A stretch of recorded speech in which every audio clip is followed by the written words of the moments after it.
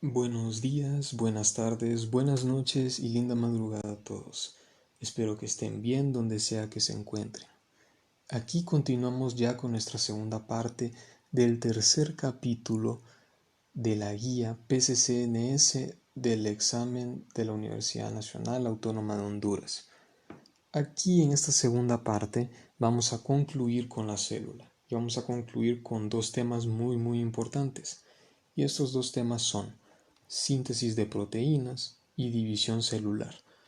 Estos temas son un poco más cortos, yo sé que ustedes manejan varios de estos conceptos, pero siempre es importante repetir un poquito para que nos acordemos. Acuérdense de que entre más repasemos es mucho mejor. Entonces, quiero comenzar con algo que quizás la guía no pide, pero siempre dar esa milla extra, ¿no? Conocer un poquito más siempre es bueno. El transporte. ¿El transporte a qué se refiere? Les quiero explicar aquí de transporte.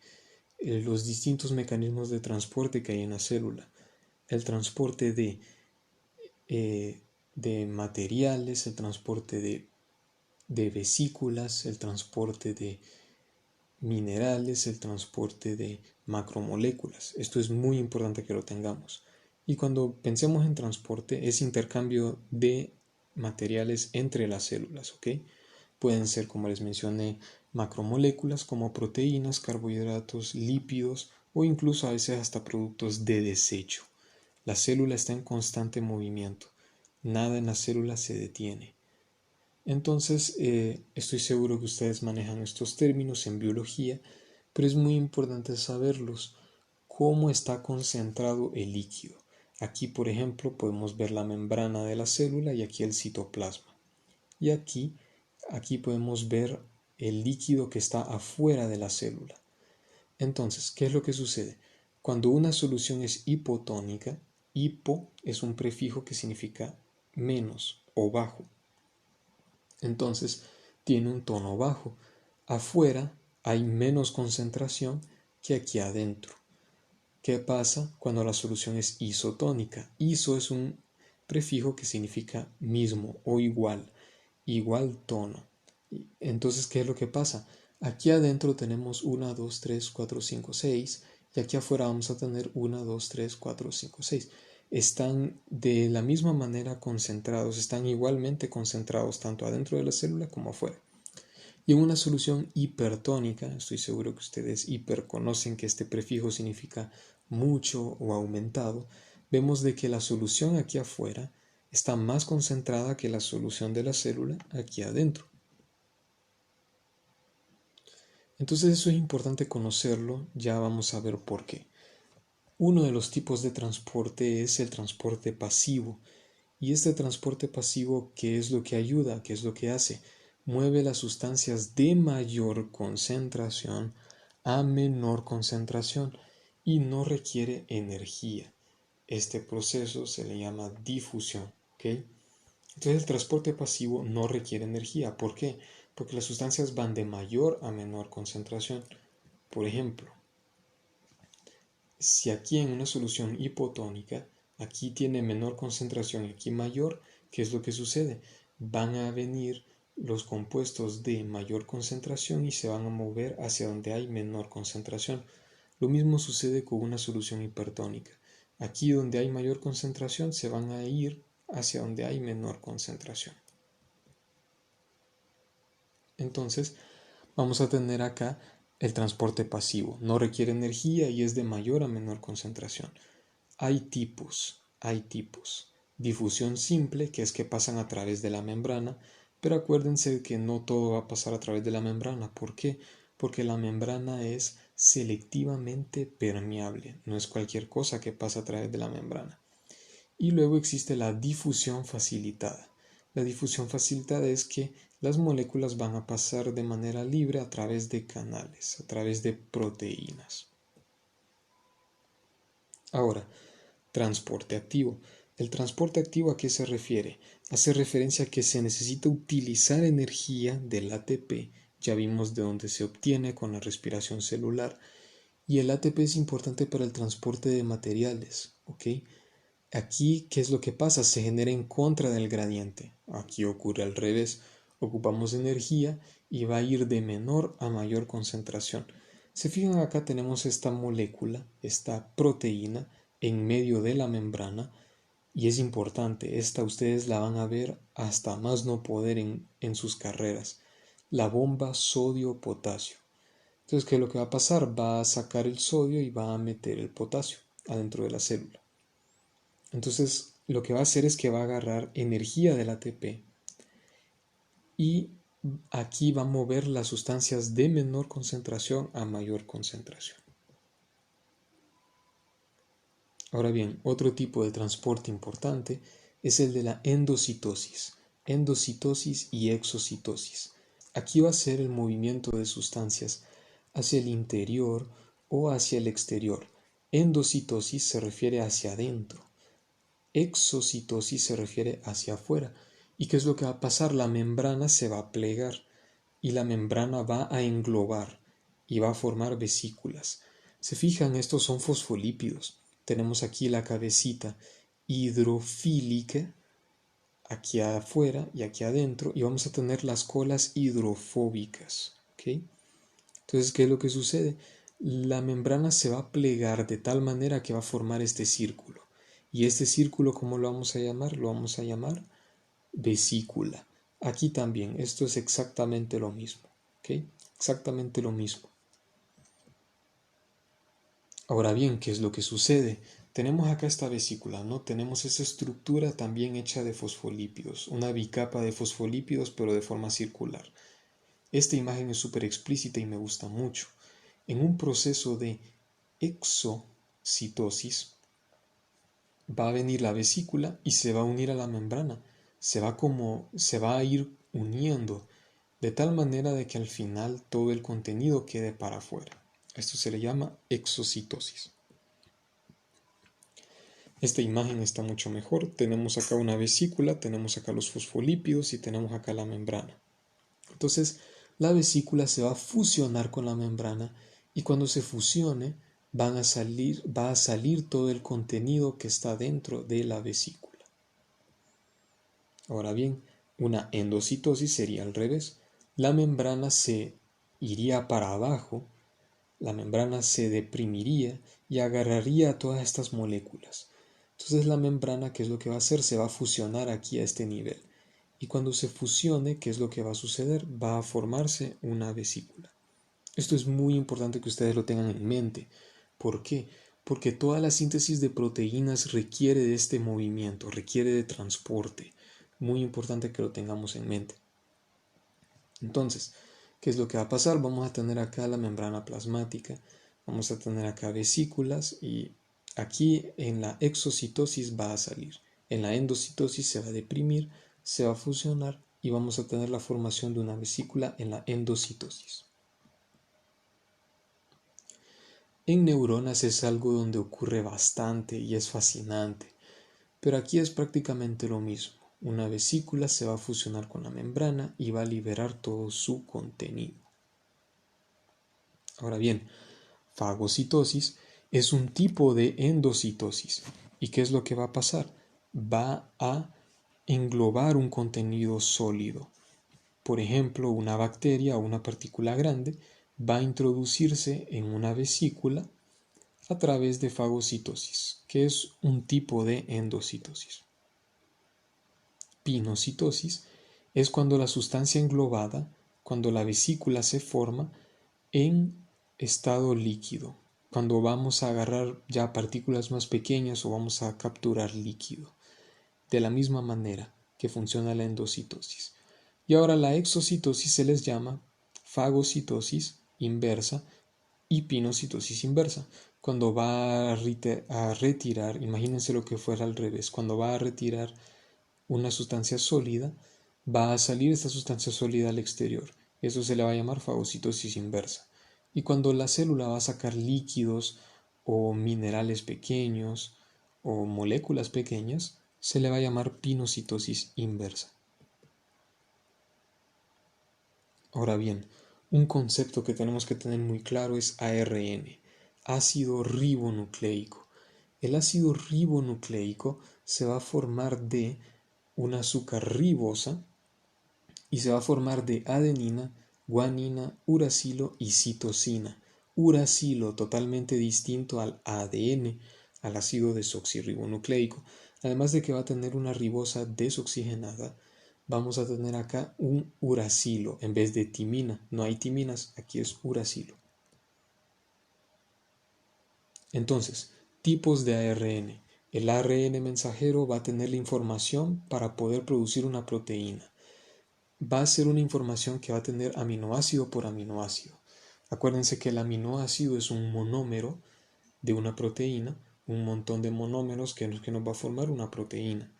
Entonces, el ARN va a tener las instrucciones, va a tener la información, va a ser como esa copia que se hizo de la receta de las proteínas. El ARN de transferencias va a ser el ARN que tiene el aminoácido y se une junto con el ARN en el ribosoma. Y el ARN ribosomal, acuérdense, es parte de la estructura del ribosoma. Recuerden, el nucleolo sintetiza los ribosomas. ¿Y los ribosomas de qué están hechos? De ARN ribosomal. Entonces, síntesis de proteínas. Aquí nosotros responderemos cómo producir una proteína. Y esta síntesis de proteínas es un proceso, es una ruta. ¿Y qué es lo que va a pasar? Vamos a ir uniendo aminoácidos de tal manera que estos aminoácidos todos juntos nos van a formar un polímero y este polímero lo vamos a llamar proteína. Entonces, el primer paso es transcripción, como dice el nombre, transcribir. Esta transcripción ocurre en el núcleo. Una cadena de ADN produce una cadena de ARN mensajero. El ADN, que va a ser esta cadena azul,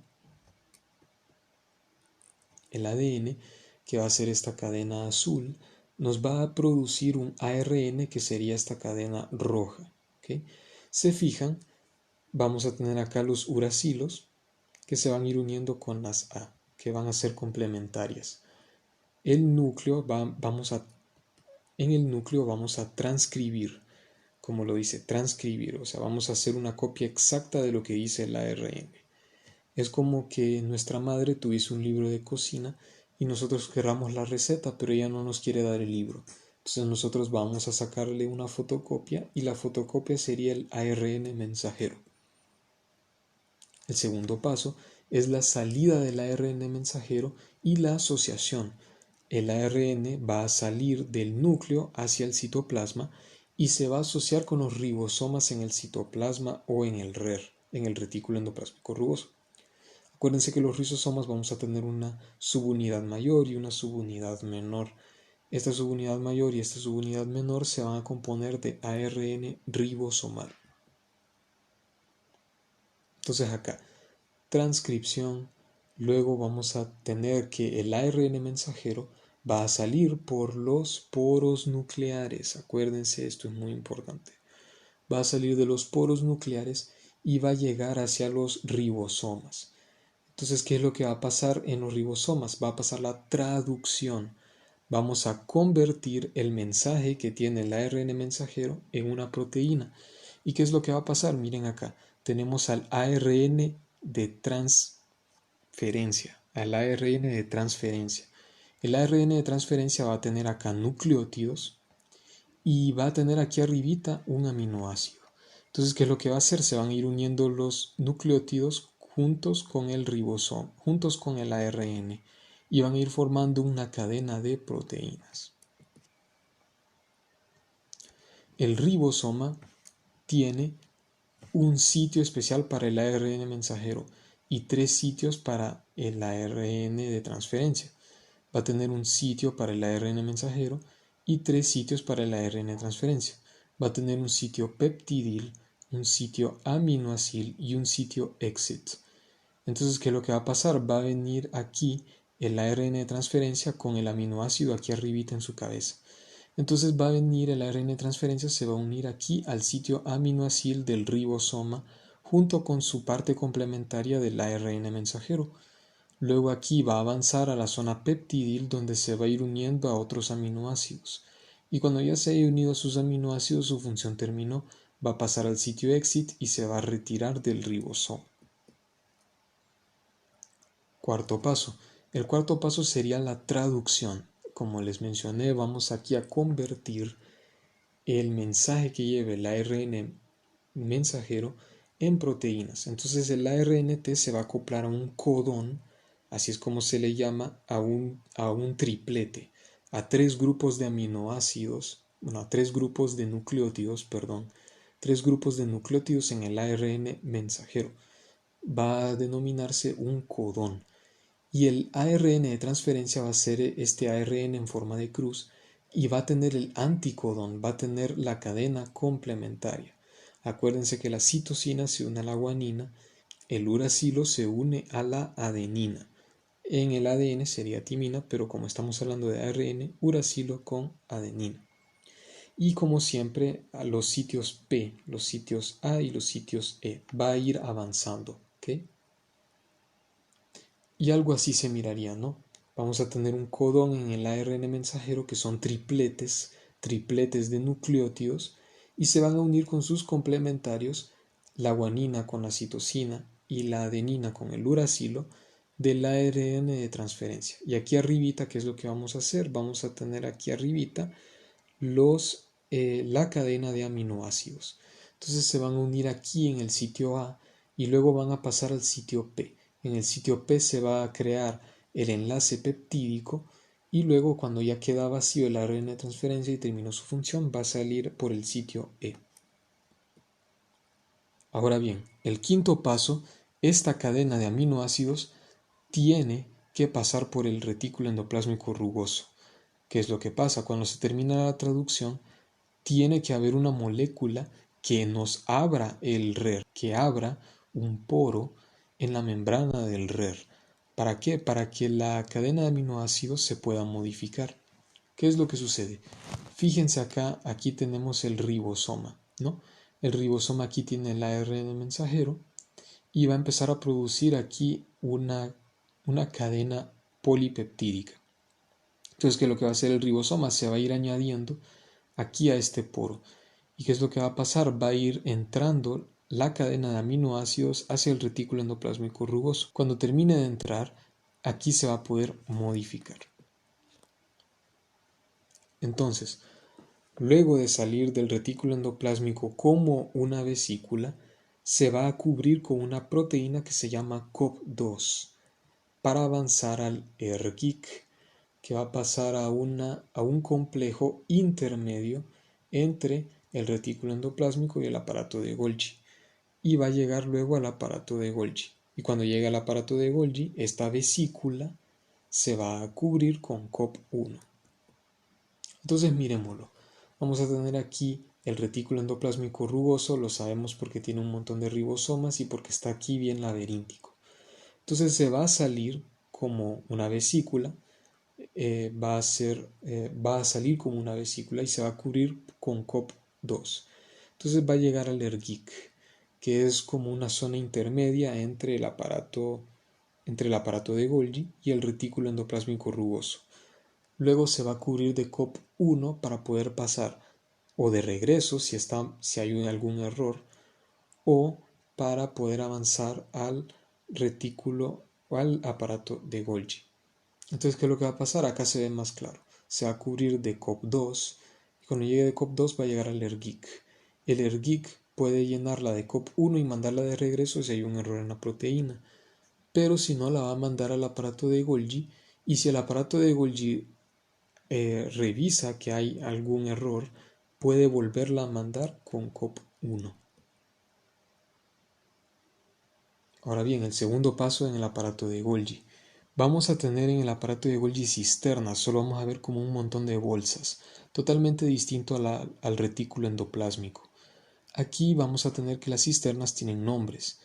Una cisterna cis, una cisterna intermedia y una cisterna trans.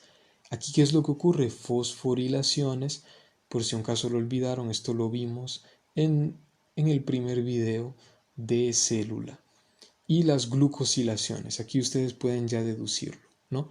Glucosilaciones va a ser transferencias de glucosas y fosforilaciones van a ser transferencias de grupo fosfatos, pero siempre la vesícula va a estar cubierta por COP1. Entonces acá vamos a tener como este montón de bolsitas para poder identificar el aparato de Golgi. ¿Qué es lo que va a pasar? Va a venir la vesícula con la proteína y van a pasar por la cisterna cis, luego va a pasar a la cisterna intermedia, luego va a pasar a la cisterna trans, y cuando ya pase por la cisterna trans ya vamos a tener terminada nuestra proteína, no se preocupen, ya casi.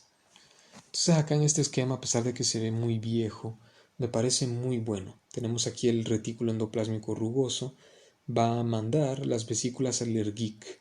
Luego del Ergic va a pasar a la cara cis del aparato de Golgi. Luego va a ir pasando a la cara intermedia y luego va a ir pasando a la cara trans. Ahora bien, salida y destino. ¿Qué es lo que pasa? La vesícula al salir de la red trans se va a cubrir con clatrina, que es otra proteína, y se dirige hacia su destino. Entonces acá, este esquema me gusta muchísimo. ¿Por qué? Porque nos resume muchas cosas. Vamos a tener acá que va a estar cubierto por COP2, va a salir del retículo endoplásmico rugoso y se va a ir al Ergic, como podemos ver acá, a esta cisterna intermedia entre el retículo endoplásmico rugoso y el aparato de Golgi. Luego, si está correcto, va a pasar hacia la red cis, hacia la cisterna cis del aparato de Golgi, hasta la cisterna cis del aparato de Golgi. Si está bueno, va a pasar aquí luego a la cisterna intermedia, como siguiendo estas flechas. Si está bueno, va a pasar por la red trans y va a ir modificando, ¿no? Van a haber fosforilaciones o van a haber glucosilaciones. Y luego de llegar a la red trans, de pasar de la cisterna trans, se va a cubrir con clatrina y va a ir hacia su destino. Su destino puede ser hacia un lisosoma, puede ser hacia un microtúbulo, puede ser hacia un organelo o puede ser incluso hacia afuera. ¿Okay? Muy, muy importante. Este esquema me gusta mucho por todas las flechitas como lo muestra. Y acá este esquema ya lo podemos entender mucho mejor. Mucho, mucho mejor. En este esquema podemos ver cómo el núcleo, vamos a tener acá el retículo endoplásmico y vamos a pasar de vesículas en vesículas. ¿Okay? Vesículas en vesículas. Va a pasar del retículo endoplásmico rugoso, va a ser una vesícula, y va a pasar al aparato de Golgi. Y luego va a ir hacia su destino, que puede ser fuera de la célula o hacia adentro de la célula. Y con esto, damas y caballeros, terminamos la síntesis de proteínas. ¿Okay? Y ya vamos a nuestro último tema de célula, que sería la división celular. Muy importante este tema, pero como siempre yo necesito que ustedes tengan unos cuantos conceptos bien claros antes de poder continuar. Vamos a tener que repasar cromosomas y recombinación. Tenemos que saber qué son cromosomas homólogos, tenemos que saber qué son cromátides, tenemos que saber qué es una ploidía. Entonces, los cromosomas son un nivel de compactación más alto del ADN. El ADN se va a ir enrollando, se va a ir compactando. Y el nivel más alto, lo más compactado que puede estar el ADN es un cromosoma. Y aquí aprovecho para explicarles algo. Un cromosoma va a ser así, como solo un palito. Pero cuando se tiene que dividir y se tiene que duplicar para poder tener el mismo contenido, se va a ver así, como una X, que creo que es lo más común que nosotros tenemos en mente. Entonces, ¿qué es lo que pasa? Cuando tenemos acá un cromosoma en forma de X, significa que se está duplicando. ¿Y qué es lo que va a pasar? Vamos a tener acá una cromátida. ¿Okay? Una cromátida sería un pedacito de la X. Los cromosomas homólogos son cromosomas que son iguales en forma y en tamaño. Nos fijamos acá, estos cromosomas en X serían cromosomas que están por dividirse en la mitosis. Y aquí estos no están en mitosis, son cromosomas bien compactados. Estos cromosomas bien compactados, ¿qué es lo que pasa? Son de la misma forma y tienen la misma información, igual que estos dos. Las cromátides es la mitad de un cromosoma replicado. Un pedacito de esta X significa que es un cromosoma que va a dividirse. Y un pedacito de la X, una de la mitad del cromosoma, sería una cromátida. Y estos dos son cromosomas homólogos porque son de la misma forma, del mismo tamaño y que tienen la misma información.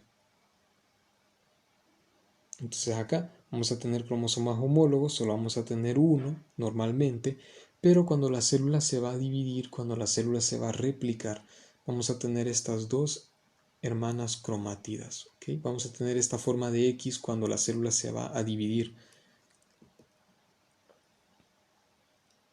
Acá, de repaso, una cromátida y un cromosoma bien compactado. Acá vamos a tener dos cromátidas por cromosoma. Vamos a tener una parte, va a ser una hermana cromátida, y la otra va a ser la segunda parte cromátida. Y aquí es importante que tengamos en cuenta el centrómero. Va a ser muy importante a la hora de dividir. Acá, la célula siempre, repito, siempre va a tener un par de cromosomas. Va a tener par, pero solo va a ser como un pedacito, como un pelito. Los cromosomas se duplican y van a formar esta forma de X cuando se van a dividir. ¿Y qué es lo que pasa cuando se dividen? Se van a pasar al centro y van a pasar los centriolos, los microtúbulos, y van a agarrar un pedacito de esta X. Y así vamos a tener una célula con exactamente la misma cantidad de cromosomas de información genética y es igual a la célula madre. Ahora, ¿qué es lo que sucede en meiosis? En meiosis los cromosomas se recombinan. Meiosis solo ocurre en las células espermáticas, va a ocurrir en las células germinales, en los espermatozoides y en los ovocitos. ¿Qué es lo que pasa? Vamos a tener acá distintos alelos, vamos a tener grupos de genes. ¿Y qué es lo que va a pasar? Se va a cambiar. El azul, un pedacito del azul va a pasar aquí al rojo y un pedacito del rojo va a pasar al azul. Entonces por eso es que nosotros somos muy variados, por eso es que somos muy distintos. ¿Por qué? Porque los cromosomas se recombinan. Entonces, algo que quiero hacer énfasis es que el ser humano tiene 46 cromosomas y a eso se le llama diploidía. 22 pares de cromosomas son autosómicos y 2 cromosomas son sexuales. ¿Okay?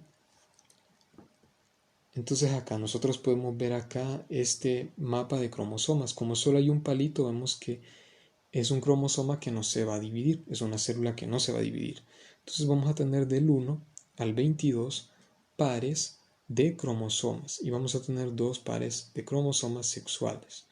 Estos cromosomas sexuales pueden ser cromosomas X en mujeres, que serían 2X, pero en los varones tendríamos un cromosoma X y un cromosoma Y. ¿Qué es lo que sucede? De estos 46 cromosomas, 23 vienen del padre y 23 vienen de la madre. Los gametos tienen la mitad del número de los cromosomas y a esto se le llama haploidía. Los gametos, que son los espermatozoides y los ovocitos, tienen 23 pares de cromosomas. Ahora bien, ¿qué es lo que sucede en el ciclo celular? El ciclo celular vamos a presentar distintas cosas, ¿no? Vamos a ver distintas cosas. Lo que nos pide el manual es solo estudiar esta parte, la mitosis. Si se fijan, es una parte tan chiquita en todo el ciclo de la vida de una célula. Entonces, la primera parte del ciclo de una célula sería la fase de crecimiento o la fase G1, Growth 1. Y aquí solo vamos a ver un palito de cromosoma, un cromosoma sin duplicarse, sin replicarse. Luego, ¿qué es lo que pasa? Va a pasar a la fase S. Y en la fase S, ¿qué es lo que va a pasar? Se va a duplicar. Ese palito va a tener otro palito acá. Y vamos a tener una cromátide que va a ser una de las mitades del cromosoma duplicado.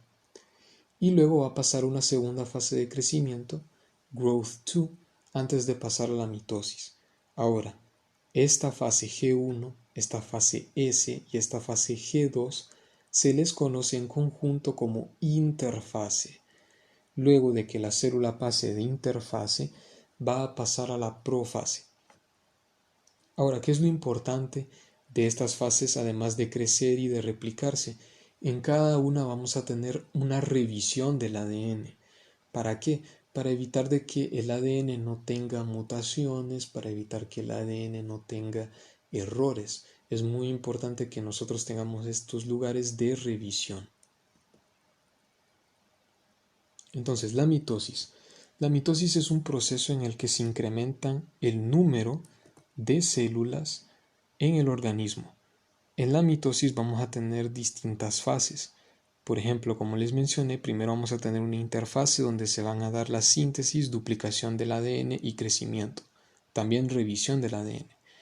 Luego vamos a pasar a la profase, que es la primera fase de la mitosis. Metafase, que es la segunda fase de la mitosis. Anafase, que es la tercera fase de la mitosis. Y telofase, que es la cuarta fase de la mitosis. Lo que nosotros vamos a tener que tomar en cuenta son los resultados. Vamos a tener que los cromosomas se separan, vamos a tener que hay una división celular, hay una cariocinesis, una división nuclear se le denomina cariocinesis. Vamos a tener una división celular, que es una citocinesis, y vamos a tener dos células hijas, con la misma cantidad de células. Acá, fases de la mitosis, entraré un poquito más en detalle en cada una de ellas. Pero acuérdense, profase, metafase, anafase, telofase. Profase, metafase, anafase, telofase. Profase, metafase, anafase, telofase. Entonces, en la profase, ¿qué es lo que sucede? Los cromosomas ya están duplicados y los organelos se convierten en vesículas. Acuérdense que es una vesícula. Y se empieza a formar el uso mitótico. Fíjense acá, están los centriolos con los microtúbulos, se empiezan a formar los usos mitóticos que también son microtúbulos. Metafase. Los cromosomas se alinean a la mitad de la célula. Los cromosomas ya duplicados. Aquí estas X. Cada una de las mitades de estos cromosomas duplicados es una cromátida. ¿Y qué es lo que va a pasar? Va a venir el uso mitótico y el uso mitótico va a buscar unirse con el centrómero. Van a ir creciendo. En la anafase, el uso mitótico ya se va a ver unido al centrómero y va a jalar una de las cromátidas al polo opuesto. Y aquí van a estar los centriolos en cada polo. Entonces el uso mitótico va a jalar del centrómero a las cromátidas. Telofase, en esta parte ya se polarizó el cromosoma y se empieza a formar de nuevo el núcleo. Se empiezan a formar los órganos y hay una citocinesis por un anillo de contracción de actina. Entonces, ¿qué es lo que pasa? Ya las hermanas cromátidas están lejos, están ya polarizadas y se forma un núcleo. Se empiezan a formar los otros órganos y ¿qué es lo que pasa? Se va a dividir el citoplasma.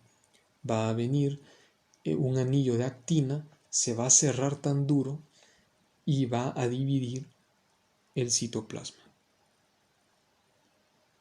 Acá vamos a tener un anillo de actina que va a dividir ya estas pequeñas, va a dividir estas células y vamos a tener dos células hijas con exactamente el mismo número de cromosomas iguales a su célula progenitora o célula madre. Acá vemos de nuevo los pasos de la mitosis por si un caso alguno quisiera volver a repasar y pausar el video. Entonces, meiosis, que es el otro proceso de división celular. Este proceso es muy importante. ¿Por qué?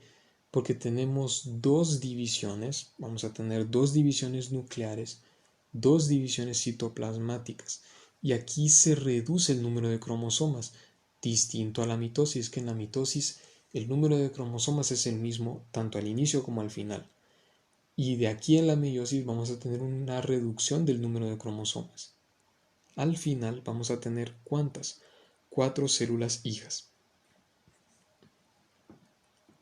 De una vamos a tener 4. En la mitosis de una vamos a tener 2. En la meiosis de una vamos a tener 4.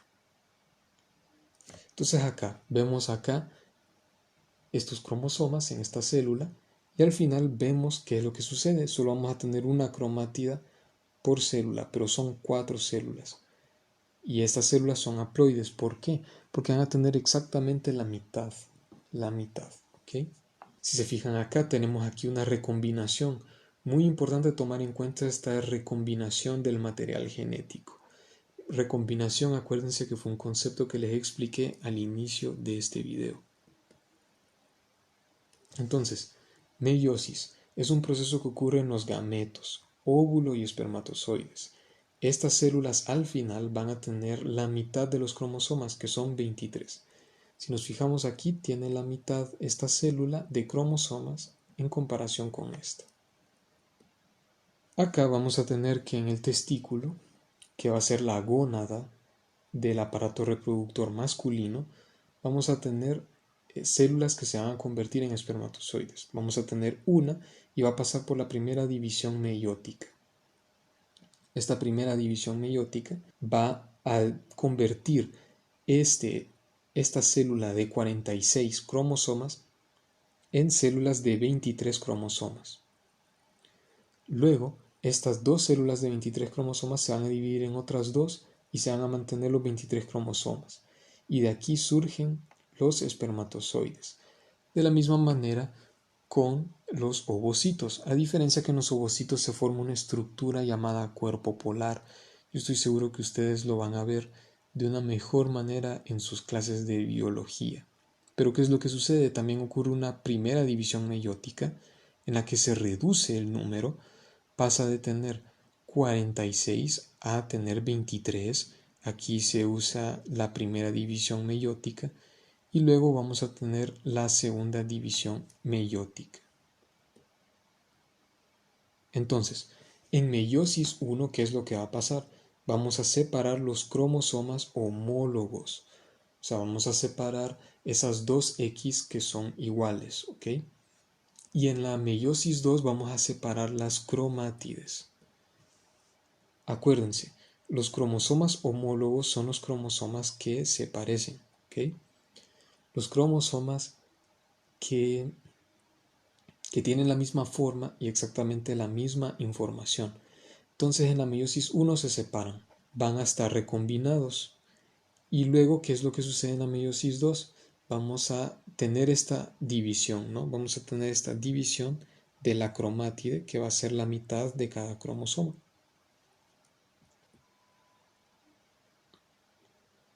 Y con eso terminamos la segunda parte de este video de células.